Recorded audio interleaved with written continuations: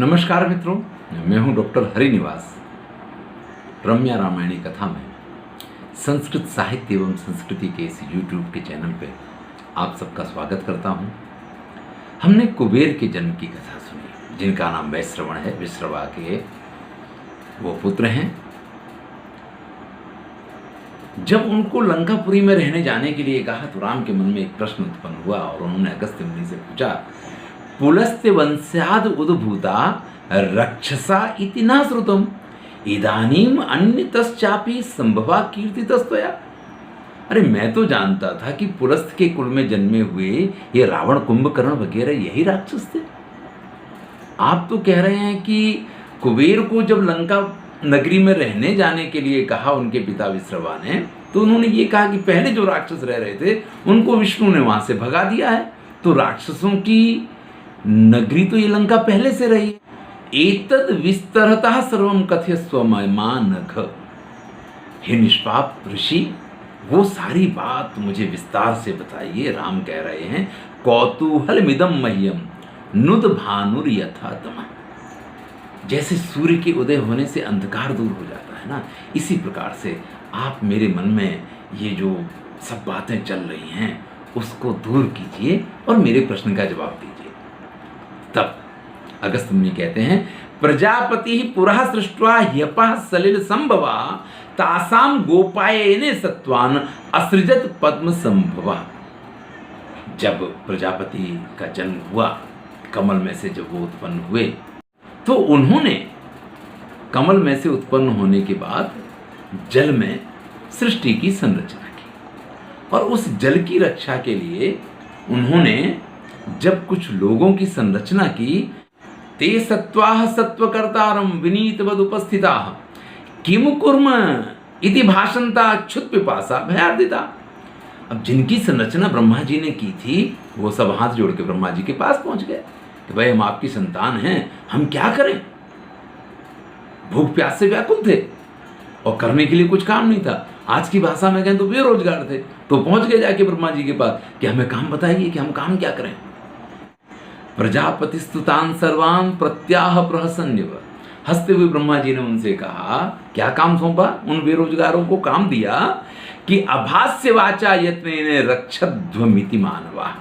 उन्होंने कहा कि भाई आप मनुष्यों की रक्षा करें, ये जो मनुष्य जाति है उसकी रक्षा की जवाबदारी आपकी है। देखिए, मैंने बहुत पहले एक वीडियो में ये कहा था कि जो रक्षा करते हैं उनको राक्षस कहा जाता है। ये प्रजाति ही मनुष्यों के संहारक नहीं, इसको मनुष्यों की रक्षा के लिए बनाया गया था। लेकिन जैसा कि हम आज भी समाज में पाते हैं कि जिस पुलिस को रक्षा के लिए बनाया गया है उसमें कभी कभी कोई ऐसा राक्षस हो जाता है कि जो रक्षक की जगह पे भक्षक बन जाया करता है और तब समस्याएं खड़ी होती हैं। बाकी राक्षस जो हैं ये मनुष्य जाति के दुश्मन नहीं, मनुष्य जाति के रक्षक हैं और इसी के तौर पे ब्रह्मा ने इनकी नियुक्ति की थी।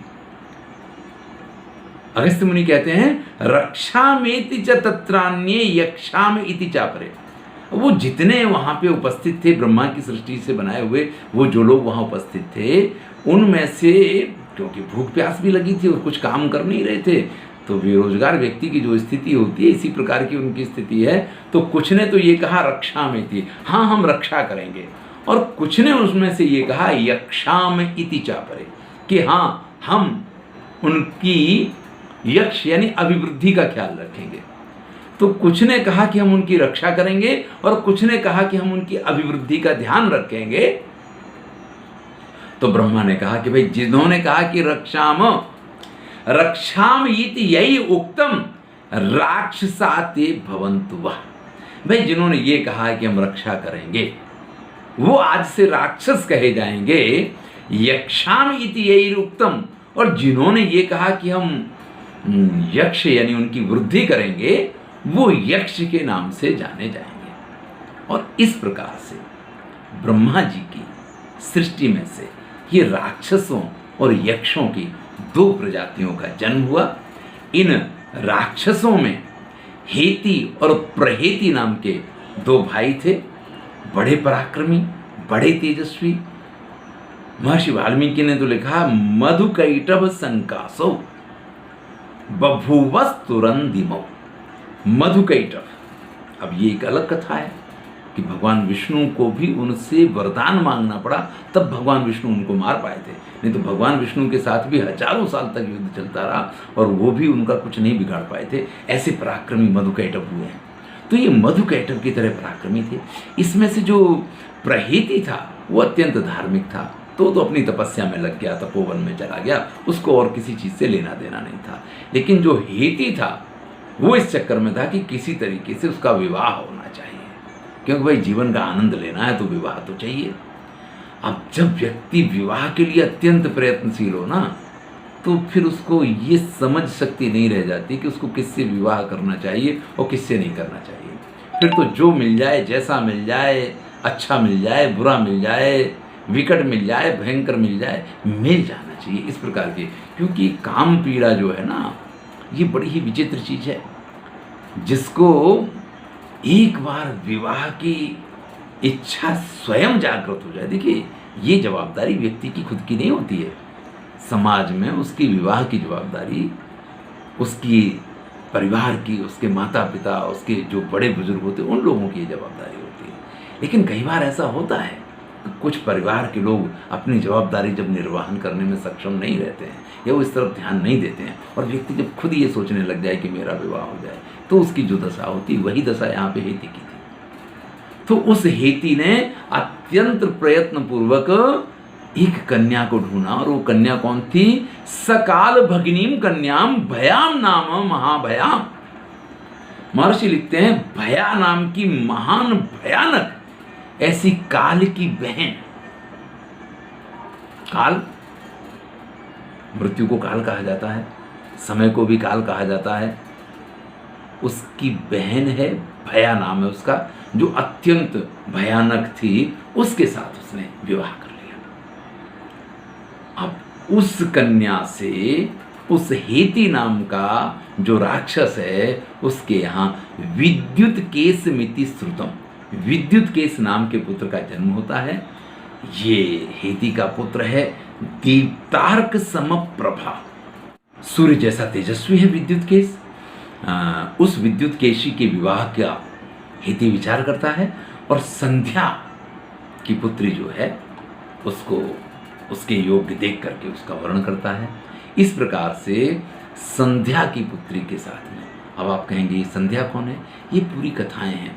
एक रामायण की कथा से आप सारी कथाओं को नहीं जान सकते हैं, महाभारत की कथाओं से भी आपको बहुत सारी कथाएं मालूम पड़ जाएंगी, लेकिन ये बड़ा जरूरी है हमारे पुराणों की कथाएं, ये कथाएं, वो कथाएं, सब कथाओं का ऐसा सामंजस्य है कि कहीं ना कहीं एक दूसरे के साथ वो जुड़ी होती हैं। तो ये संध्या की भी कथा हमारे पुराणों में पाई जाती है। संध्या की पुत्री सालकटंगटा के साथ में उस अपने पुत्र विद्युत केस का विवाह करवा दिया, और वो विद्युत केसी जो है उसके साथ अत्यंत आनंद में रहने लग गया। ये कन्या इस प्रकार की है कि जिसका विवाह तो पति के साथ हो गया, लेकिन जैसे वो गर्भवती होती है, वो जाकर के और पर्वतों में प्रसूता मंदरम गत्वा गंगा गर्भ मिवाग्निजम, वहां मंदर पर्वत में जाकर के वहां अपने पुत्र को जन्म दे करके और उसको वहीं छोड़ करके तुरंत अपने पति के पास आ जाती है, क्योंकि उसको अपने पति के साथ प्रेम करने की अत्यंत कामना थी। देखिए आज भी कुछ इस प्रकार की स्थितियां पाई जाती हैं कि कई बार विवाह के बाद कुछ जोड़े ऐसे होते हैं जो बड़ी जल्दी स्त्रियां गर्भवती हो जाती हैं, पहले महीने या दूसरे महीने में ही उनको गर्भ रह जाए, तो उनको ऐसा लगता है कि हम वैवाहिक जीवन का तो आनंद ही नहीं ले पाए, और ऐसी स्त्रियां ये सोचती हैं कि किसी प्रकार से या तो ये गर्भपात हो जाए, जिससे अभी से हमारे सिर पे ये जवाबदारियां नहीं आनी चाहिए। अब ये आज होता है ऐसा नहीं। सालंकटा जैसी जो कन्या है वो उस समय पे भी, अब चूंकि उस समय गर्भपात के तो साधन नहीं रहे होंगे, मैं ये कहूँ तो ज़्यादा उपयुक्त है, या इसको और बड़ा पाप माना जाता होगा, तो वो कन्या जो है उस बालक को जन्म दे करके और फिर अपने पति के पास आ जाती, बालक को वहीं छोड़ के चली जाती है। रेमी तो सार्धम पतिना विसृज्य सुतमात्मजम, यहाँ लिखते हैं कि अपने बालक को उसी दशा में छोड़ करके और वो आकर के अपने पति के साथ आनंद से रहने लग गई है। एक बार की बात है कि जब वो वहाँ बालक को छोड़ के आई है, बालक अत्यंत जोर जोर से रो रहा है, शिव पार्वती के साथ वहाँ से जा रहे होते हैं और माता पार्वती उस बालक की रुदन को सुनती हैं और उसको उठा लेती हैं। अपश्यद उमया सार्धम रुदंतम राक्षसात्मजम। यहाँ महर्षि ने लिखा है कि उमा के साथ जाते हुए शिव उस रोते हुए राक्षस पुत्र को देखते हैं। कारुण्य भावात पार्वत्या भवस त्रिपुर सूदन। अब ऐसे में त्रिपुर संहारक शिव को और माता पार्वती को दोनों के मन में अत्यंत करुणा जागृत हुई। उन्होंने ये वरदान दिया कि राक्षस का जो भी पुत्र होगा, देखिए राक्षसी स्वभाव है कि अपने पुत्र की चिंता नहीं करनी, तो अधिकांश राक्षसियों का ऐसा स्वभाव हो सकता है। इसलिए उन्होंने ये वरदान दिया कि राक्षसी जैसे ही गर्भवती होंगी वैसे ही वो बालक को जन्म दे देंगे। उनको 9 महीने तक गर्भ धारण भी नहीं करके रखना है और इसके बाद वो बालक भी जन्म लेने के साथ ही तुरंत अपनी माता की तरह वयस्क हो जाएगा। देखिए, हमें महाभारत में ये कथा मिलती है कि भीम का विवाह हिडिंबा नाम की राक्षसी से हुआ। तो हिडिंबा से भीम का पुत्र घटोत्कच जन्म लेता है और उसके बाद जब उनको जाना होता है तो वो घटोत्कच उन सबको अपनी पीठ पे बिठा करके जहाँ छोड़ना वहाँ तक छोड़ के आ जाता है। तो जो बालक अभी जन्म लिया है जिसने, वो किस प्रकार से ऐसा कार्य कर सकता है? क्योंकि यह माता पार्वती और शिव के पास से राक्षस कुल को ये वरदान मिला हुआ है कि स्त्री जैसे ही गर्भ धारण करेगी वैसे ही वो बालक को जन्म दे देगी और जिस बालक को वो जन्म देगी वो बालक भी तुरंत ही अपनी माता के समान ही, यहाँ पितृ की बात नहीं की गई है, अपने माता के समान ही वो तुरंत ही उसी प्रकार की आयुष्य का या उसी प्रकार की उम्र वाला हो जाएगा, उतना ही बड़ा हो जाएगा। इस प्रकार से वो जो बालक है जो शिव और पार्वती को प्राप्त हुआ है उसका नाम सुकेशी रखा गया है। और वो सुकेशी नाम का जो राक्षस है, चूँकि शिव और पार्वती का उसको एक प्रकार से सानिध्य मिल गया, एक प्रकार से वरदान मिल गया, एक प्रकार से उनकी कृपा उसने प्राप्त कर ली है, इसलिए वो अत्यंत आनंद में रहता है। जैसे समस्त विश्व ही उसके लिए खुला हो, इस प्रकार से सर्वत्र विचरण करता है। अत्यंत तेजस्वी है, अत्यंत प्रतापी भी है, राक्षस पुत्र है, शिव और पार्वती का आशीर्वाद है। तो इस सुकेशी की आगे की कथा जो है हम अगले वीडियो में सुनेंगे। मैं हूं डॉक्टर हरिनिवास और चैनल का नाम है संस्कृत साहित्य एवं संस्कृति। रम्या रामायणी कथा चल रही है, आनंद लीजिए, अच्छा लगे तो